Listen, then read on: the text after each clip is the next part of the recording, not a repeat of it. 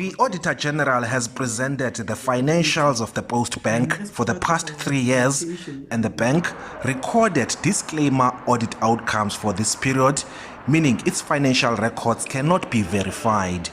There were also no supporting documents for transactions of social grant deposits. Management was not able to provide us with adequate supporting information to be able to substantiate the figure that they've reported. And it was sitting at 5 billion at that time. The AG's office says the IT infrastructure at the bank can easily be manipulated without a trace through service providers, beneficiaries, and staff. And this led to a cyber attack resulting in 90 million rand losses. We also, they recorded a figure of close to 90 million. So what was indicated in the financial statement is that the figure is made out of an incident that took place last year, which was a cyber incident in October. However, when we requested for supporting information to validate whether the amount that has been recorded to confirm if the figure is complete and is accurate, we were not provided with the information, or the information that was provided to us was not adequate.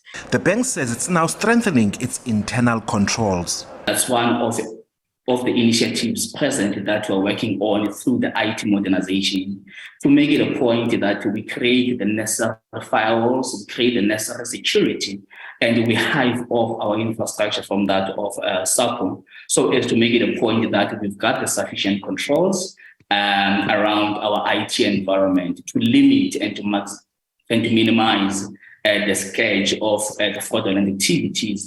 Breaches in the social grant cards in 2018, as well as the cyber attack, have left beneficiaries vulnerable. The South African Reserve Bank has now issued instructions to the Postbank to strengthen internal controls or risk being suspended from disbursing social grants. Management is busy in the process of replacing those cards, working with the Reserve Bank. There is also an issue of the recent cyber attack that happened last year in October. We have been very clear to the board that everything else has to be done to identify the perpetrators and to make sure that we recover that money. We would also be worried if Postbank is unable to address the matters raised in the variation order of the Reserve Bank.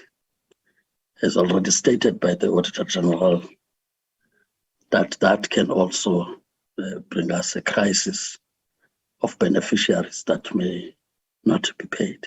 Meanwhile, the Postbank says it's awaiting Parliament to pass the Postbank Amendment Bill so that it can apply for a full banking license with the Reserve Bank, and it says thereafter it hopes to transition into a state bank.